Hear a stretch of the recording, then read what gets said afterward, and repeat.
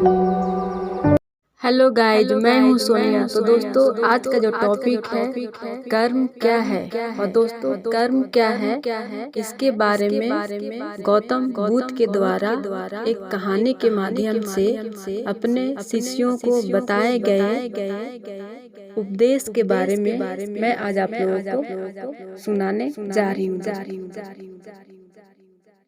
एक बार गौतम बुद्ध से उनके एक शिष्य ने पूछा, गुरुजी कृपया हमें बताएं कि कर्म क्या है। गौतम बुद्ध ने अपने शिष्य से कहा कि कर्म को समझने के लिए मैं तुम्हें एक कहानी सुनाता हूँ। इस कहानी से तुम समझ जाओगे कि कर्म क्या है।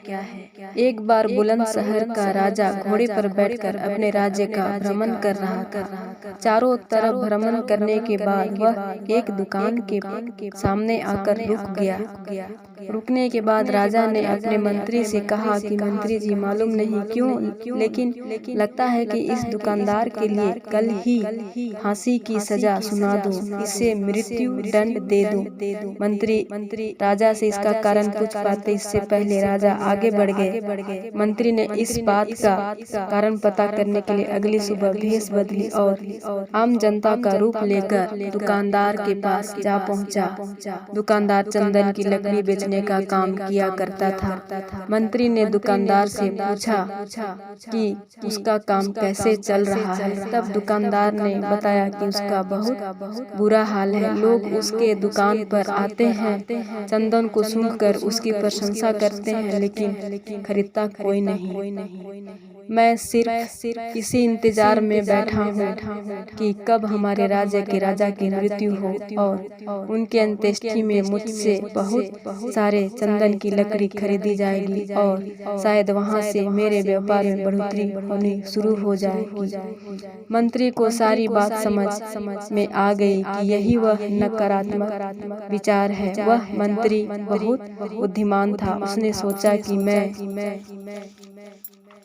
मैं आपसे थोड़ी चंदन की लकड़ियां खरीदना चाहता हूँ। यह सुनकर दुकानदार भी खुश हुआ और उसने सोचा कि चलो कुछ तो बिका। उसने चंदन की लकड़ी को कागज से लपेटा और अच्छी तरह पैकिंग करके वह लकड़ी मंत्री को दी। मंत्री अगली सुबह चंदन की लकड़ी लेकर राजा के दरबार में पहुँचे और राजा से कहा कि महाराज, वह जो दुकानदार है उसने आपके लिए तोहफे के रूप में चंदन की लकड़ी भेजी है। यह सुनते ही राजा बहुत खुश हुए और मन ही मन सोचने लगे कि मैं बेकार में उस दुकानदार के बारे में गलत बातें सोचा करता था। उसने चंदन की लकड़ी को हाथ में लिया। उसमें बहुत अच्छी सुगंध आ रही थी। राजा इससे बहुत ही खुश हुए और उसने दुकानदार के लिए मंत्री के हाथों सोने के सिक्के भिजवाए। उसी आम जनता का रूप लेकर मंत्री अगले दिन सोने के सिक्के के साथ दुकानदार के पास पहुंचा।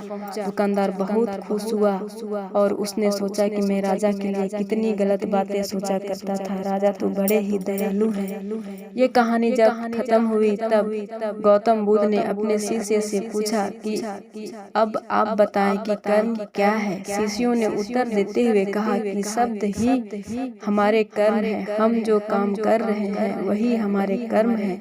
गौतम बुद्ध ने सभी शिष्यों के जवाब सुनने के बाद कहा, आपके विचार ही आपके कर्म हैं। अगर आपने अपने विचारों पर नियंत्रण करना सीख लिया तब आप महान बन जाते हैं। जब आप अच्छा सोचते हैं तब आपके साथ अच्छा होता भी है।